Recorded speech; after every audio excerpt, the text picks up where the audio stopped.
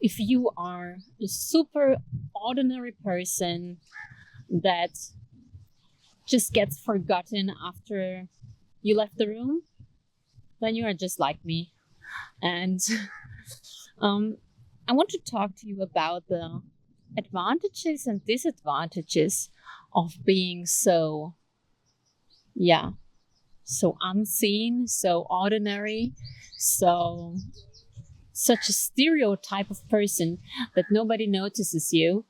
Um, because if you follow my channel, you'll probably see me talking about autism, and it's about my son, to be honest. And my son has autism, and this has kind of, yeah, awoken something in me that wasn't present before. Like, to be honest, before I had somebody in my life who was like a really extraordinary person.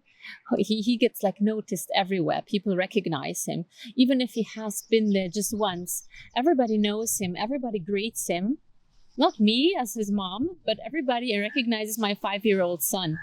And this has like shown me that there's a different way of living, the way of living where people just notice you. And to be honest, before I experienced that, I didn't even know how ordinary I was. Like, of course, it's like it's pretty human to think that you are special. That's what I always thought about me, that I'm a special person, that I have my, yeah, own character, that yeah, everybody thinks, I think most people think they are pretty unique. But once you meet someone who's really unique, you will figure out that you actually aren't unique, that you are pretty common, like most of people. And yeah, at first when I felt that, it was kind of hard, because I was actually, at first time I felt it when I was in my 20s and I met my husband. And even then, it was like he was the type of person that would just enter the room and everybody would just turn around and greet him and say, "Hi, oh, you are back again." And I could have gone to this, I don't know, for example, to this bakery or to this flower shop for half a year, once a week, and nobody would recognize me. And it was kind of hard to think, like, to feel that I'm so forgettable. I was thinking first. I was thinking maybe it's my face. Maybe it's just my facial expressions that I just look like a lot of people do. But today I know that it's not. It's just that I'm this kind of stereotype person for whom this system that we are living in is made for. Like the system, like the school system, for example, um, the working system, the working environments. Everything is made for this stereotype of person. And if you are this, it has an advantage too. If you are like this, it has an advantage. Actually, you are really fitting in. I never had issues with fitting in somewhere, or having trouble, like having this feeling that I'm just in the wrong place, even at school, because it was easy for me to follow the rules. I was just like swimming, like a fish swimming in a river, with everybody else just floating, with no edges, and no stones in my pathway. And when I'm talking to my husband, he's telling me it was completely different for him. He was always like bumping into something, and it was always like difficult for him to really fit into the system. And he couldn't even find friends when he was like a teenager or a child. And actually, he didn't even want it to. And that was so weird for me. How can a teenager not want friends? But he said like he didn't have anything in common with them. And that's why he was not interested in them.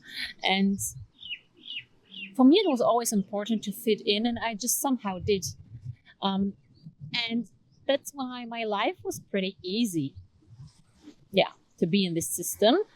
But on the other hand, now that I'm an adult, and when I was a young adult, I was just, yeah, I was just ordinary.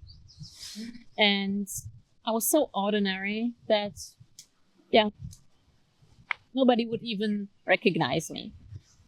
So that's the backside of fitting in.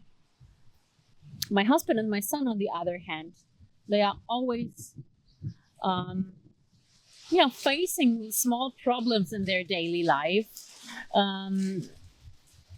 with social interactions with other people. They are always the ones that stick out, and that's not easy. It's not easy growing up like that. But for him, it was as normal growing up like that as it was growing up for me, like I grew up. So in the end, we turned out as two different adults, me, the ordinary one, and him, the extraordinary one. And in the end, I think none of it is better. You just have to acknowledge who you are in the end, and that you are this type of person. And what I definitely don't want to do is to force my child to be like, to fit into the system, just because that's the expectations. I would rather, if he's just this extraordinary type of person, which he definitely is with his autism, I want him to just be himself. And I think that's what makes you most happy long term, to just stay yourself, stay true to yourself. And even if it means you have to acknowledge that you are just,